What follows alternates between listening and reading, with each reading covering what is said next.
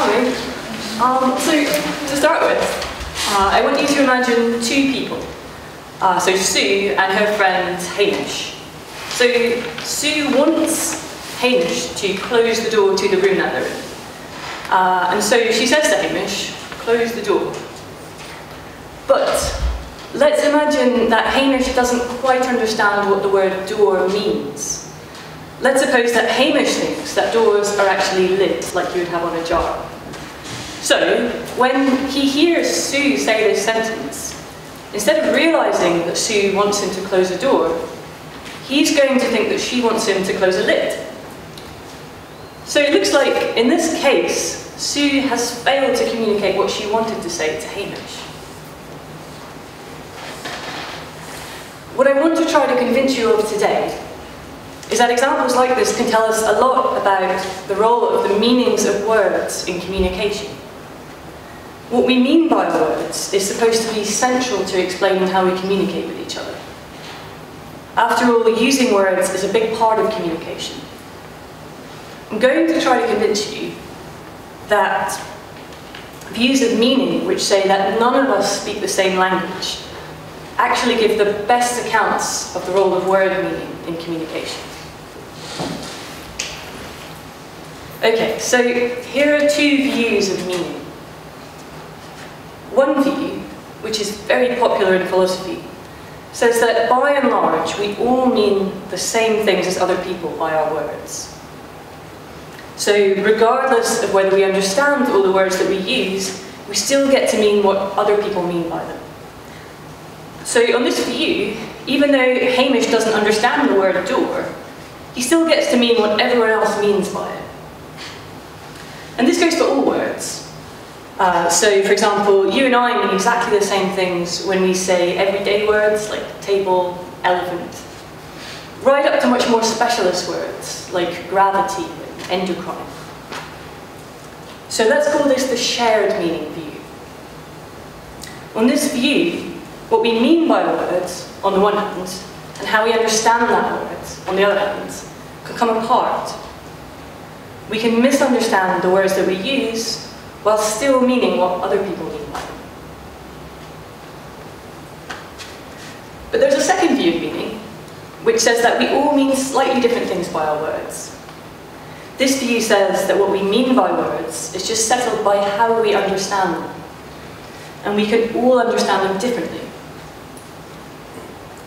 We all speak our own personal language instead of a shared language. So on this view, because Hamish doesn't understand the word door, he means something different by it to what Sue means. The word door in Hamish's personal language really means lid. Let's call this the personal meaning view.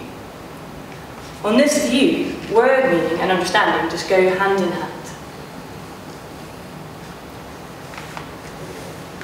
Lots of people think that the shared meaning view is much better at explaining communication. And this is because it can say that when you say something to me, I can grasp exactly what you mean, because we all speak the same language. In contrast, the personal meaning view has to say that we're always talking past each other, because we all mean slightly different things by our words. Now I'm going to show you why I think the shared meaning view is actually much worse at explaining how we communicate. And the reason for this is because of the role of understanding in communication. So let's return to the example from before. So remember, Sue wanted to tell Hamish to close the door. So she said to him, close the door.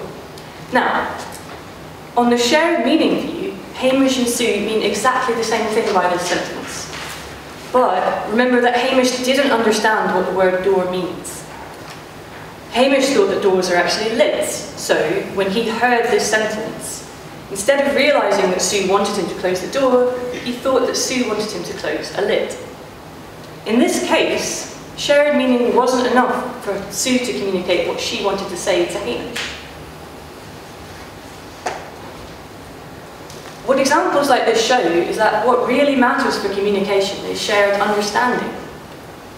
If Sue and Hamish had understood the sentence in the same way, Hamish would have recognised what it was that Sue wanted him to do, he would have recognised that Sue wanted him to close the door.